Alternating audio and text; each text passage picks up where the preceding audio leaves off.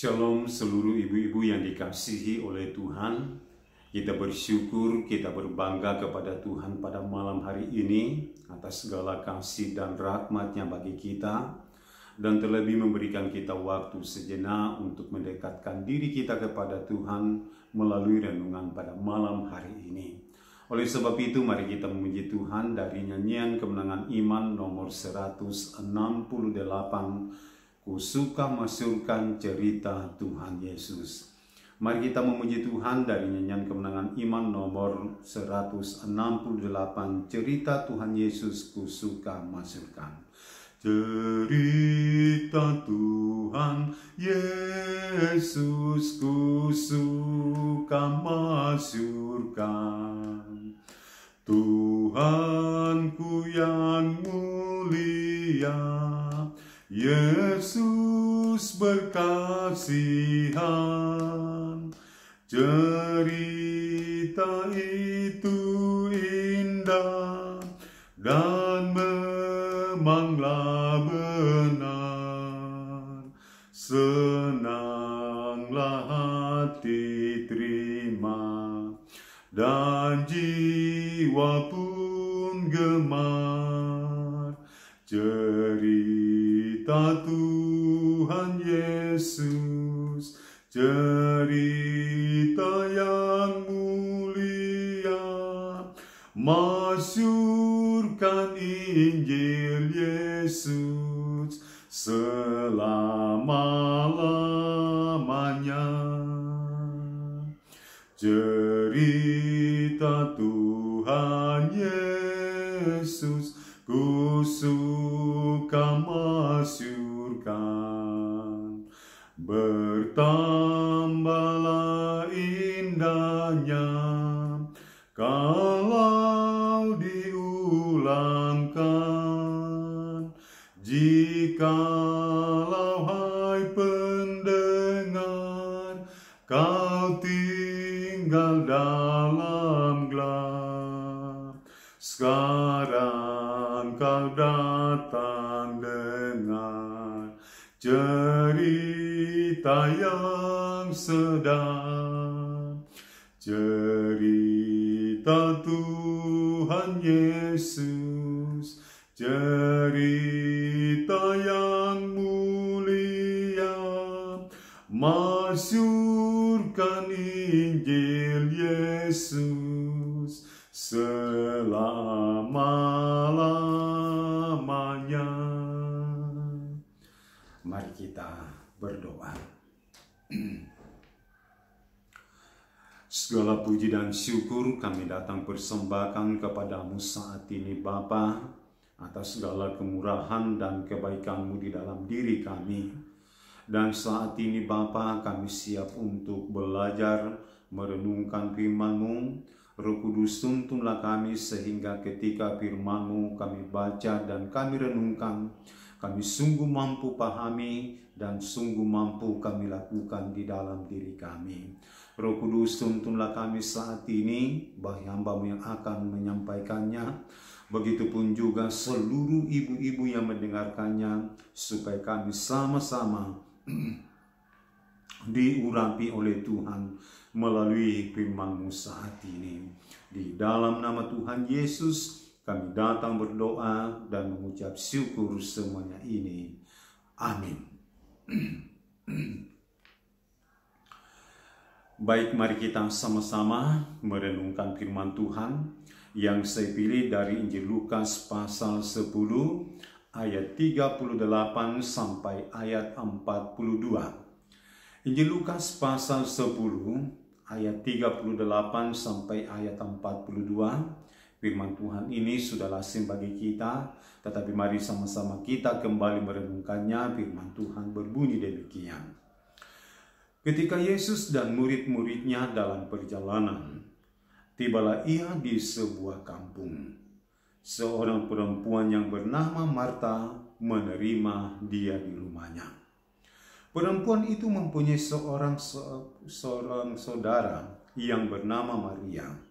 Maria ini duduk dekat kaki Tuhan dan terus mendengarkan perkataannya sedang Marta sibuk sekali melayani. Ia mendekati Yesus dan berkata, "Tuhan, tidakkah Engkau peduli bahwa saudaraku membiarkan aku melayani seorang diri? Suruhlah ia membantu aku." Tetapi Tuhan menjawabnya, "Marta, Marta, engkau khawatir dan menyusahkan diri dengan banyak perkara, tetapi hanya satu saja yang perlu. Maria telah memilih bagian yang terbaik yang tidak akan diambil daripadanya." Inilah firman Tuhan yang akan kita renungkan pada saat ini, dan melalui pembacaan firman Tuhan kita merenungkannya di bawah satu tema, yaitu memilih bagian yang terbaik. Ibu-ibu yang dikasihi oleh Tuhan, dalam menjalani hidup kita di dunia ini sering diperhadapkan kepada pilihan-pilihan yang mungkin kadang kita katakan kita sulit menentukan apa pilihan yang terbaik di dalam diri kita ini. Sebab ketika kita sudah menentukan sebuah pilihan, biasanya itulah yang menjadi tujuan dalam menjalani hidup kita di dunia ini. Nah, ibu-ibu yang dikasihi oleh Tuhan, jika kita berbicara tentang tujuan hidup, maka ada begitu banyak tujuan hidup kita. Seperti kita mau memiliki rumah, kita mau memiliki kendaraan, kita mau memiliki keturunan yang selalu diberkati oleh Tuhan.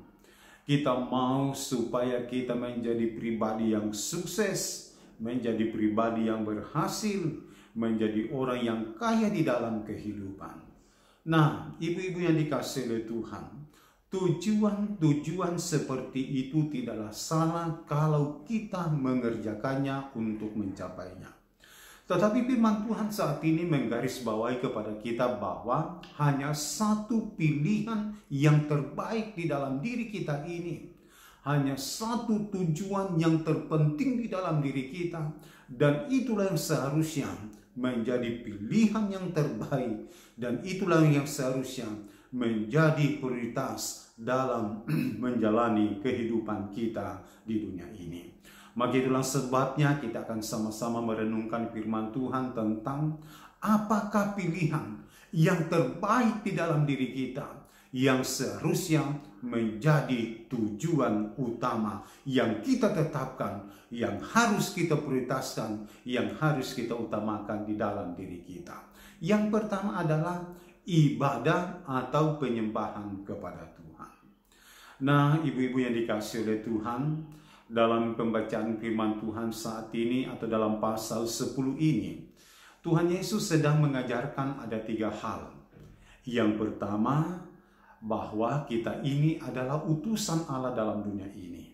Maka itulah sebabnya kita harus selalu sadar bahwa dalam menjalani hidup kita di dunia ini, kita adalah utusannya Allah untuk datang membawa kabar baik, untuk datang membawa berita-berita yang menyukakan orang lain.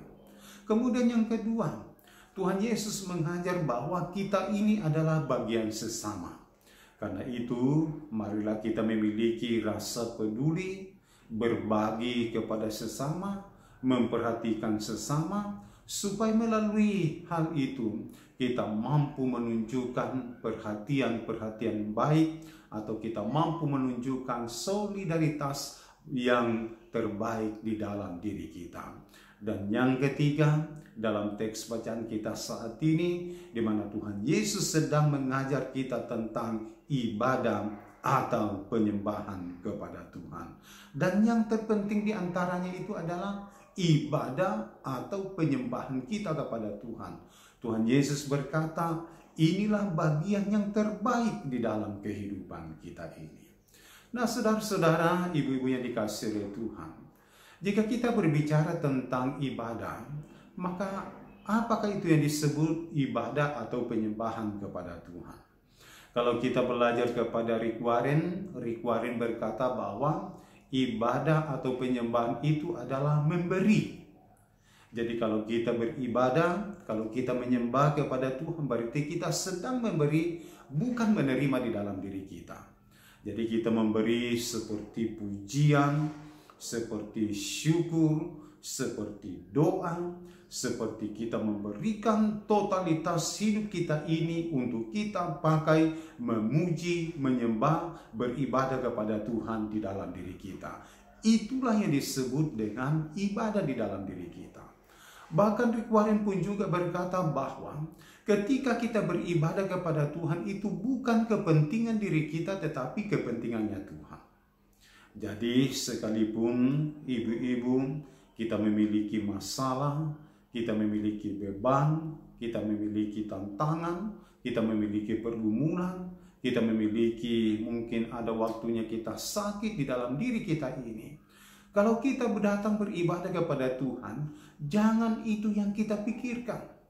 Tetapi ketika kita datang beribadah atau menyembah Tuhan, berusahalah untuk menyembahnya, berusahalah untuk menyenangkannya, berusahalah untuk memberikan yang terbaik kepada Tuhan dalam ibadah penyembahan kita kepada Tuhan. Sebab ketika Tuhan sudah disenangkan dalam ibadah kita, maka Tuhan pasti menolong kita. Maka Tuhan pasti memberikan solusi yang terbaik dari setiap masalah, tantangan, pergumulan apapun yang kita hadapi. Bahkan Tuhan pasti memberkati diri kita. Apa yang kita butuhkan, Tuhan pasti menyediakannya, Tuhan pasti menyiapkannya, dan Tuhan selalu memberikan yang terbaik di dalam kehidupan kita. Jadi ingat, ibadah kepada Tuhan adalah memberi, bukan untuk menerima. Memang kita tahu bahwa setelah kita beribadah kepada Tuhan dan ketika kita sudah menyenangkannya dalam ibadah kita, maka pastinya ada sesuatu hal yang kita dapatkan. Tetapi ketika kita datang beribadah kepada Tuhan hanya karena kita mau datang membawa sejumlah masalah kita, hanya karena masalah kita yang kita pikirkan supaya dibebaskan oleh Tuhan, ingat bahwa Tuhan tidak bekerja melalui seperti itu. Tetapi ketika Tuhan sudah disenangkan, maka Tuhan pasti bekerja yang terbaik di dalam diri kita. Jadi ingat, ketika kita beribadah, senangkanlah Tuhan di dalam diri kita. Senangkanlah Tuhan dulu. Maka sesudah kita sudah menyenangkan hati Tuhan, maka pastinya kita diberkati oleh Tuhan. Dan yang terakhir, apakah bagian yang terbaik di dalam diri kita? Yang kedua yaitu belajar firman Tuhan di dalam diri kita. Ibu-ibu yang dikasihi oleh Tuhan, ingat bahwa apa yang dikatakan oleh Tuhan Yesus dalam pembacaan kita saat ini, bahwa ketika Maria duduk dekat kakinya dan terus mendengarkan perkataannya dan terus mendengarkan firman Tuhan yang disampaikan oleh Tuhan Yesus kepadanya pada waktu itu, Tuhan Yesus berkata, inilah bagian yang terbaik yang tidak diambil daripada Maria. Jadi saudara-saudara, ibu-ibu yang dikasihi oleh Tuhan, ingat baik-baik bahwa sangat pentinglah kita belajar firman Tuhan di dalam diri kita. Sekalipun kita sungguh begitu banyak waktu yang kita pakai untuk mengerjakan segala sesuatu, banyak kesibukan yang harus dilakukan sebagai ibu rumah tangga. Bagi yang bekerja, harus bekerja, kembali ke rumah mengurus rumah tangga.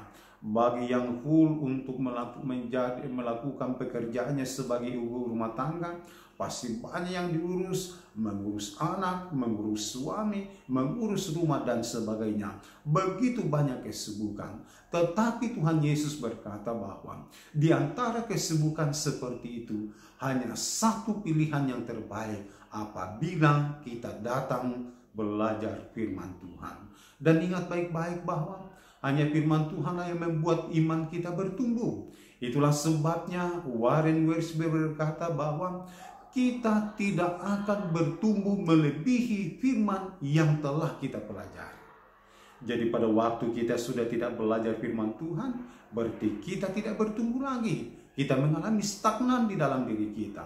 Maka itulah sebabnya teruslah belajar firman Tuhan. Dan mungkin timbul pertanyaan di dalam diri kita bahwa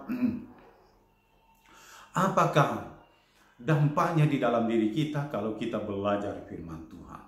Yang pertama, perhatikan firman Tuhan dalam Yohanes pasal 15 ayat 7. Tuhan Yesus berkata, "Jikalau kamu tinggal di dalam Aku dan firman-Ku tinggal di dalam kamu, mintalah apa saja yang kamu kehendaki, maka kamu menerimanya." Dalam firman Tuhan dalam Mazmur 119 ayat 105 berkata, "Firman-Mu pelita bagi kakiku dan terang bagi jalanku." Bahkan dalam Mazmur 1 ayat 1 sampai 3 firman Tuhan berkata, ayat 1 berkata, "Berbahagialah orang yang tidak berjalan menurut nasihat orang fasik, yang tidak berdiri di jalan orang berdosa, dan yang tidak duduk dalam kumpulan pencemooh. Tetapi yang kesukaannya adalah Taurat Tuhan, dan yang merenungkan Taurat Tuhan siang dan malam." Ketika dilakukan seperti itu, apakah yang akan terjadi di dalam dirinya? Ayat yang ketiga berkata, "Ia seperti pohon yang ditanam di tepi aliran air, yang menghasilkan buahnya pada musimnya, dan yang tidak layu daunnya. Apa saja yang diperbuatnya berhasil." Apakah maksud dari ketiga ayat ini? Maksud dari ketiga ayat ini berkata bahwa firman Tuhanlah yang menjamin segala sesuatu yang kita butuhkan di dalam diri kita. Jadi ingat ibu-ibu yang dikasihi oleh Tuhan, jangan kita memelihara rasa kekhawatiran dalam menjalani hidup kita. Jangan kita pelihara ketakutan, jangan kita sampai kecewa dalam menjalani hidup kita. Tetapi ingat, teruslah belajar firman Tuhan. Sebab firman Tuhanlah yang menjamin segala sesuatunya di dalam diri kita. Menjamin apa yang kita makan dan minum, menjamin apa yang kita butuhkan setiap harinya, menjamin masa depan di dalam kehidupan kita, dan juga menjamin kehidupan yang kekal. Oleh sebab itu, mari teruslah belajar firman Tuhan. Lakukanlah firman Tuhan dengan setia.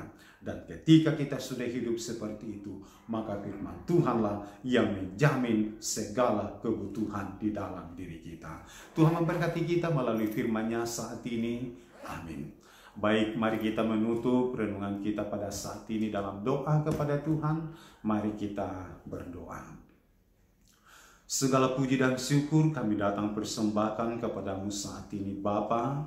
Baru saja firman-Mu telah kami dengarkan. Roh Kudus terus memeteraikannya di dalam kehidupan kami, sehingga firman ini kami jadikan sebagai pedoman dalam menjalani kehidupan kami ini, bahwa bukan kami hanya menjadi pendengar yang setia, tetapi kami menjadi pelaku firman Tuhan yang setia di dalam diri kami.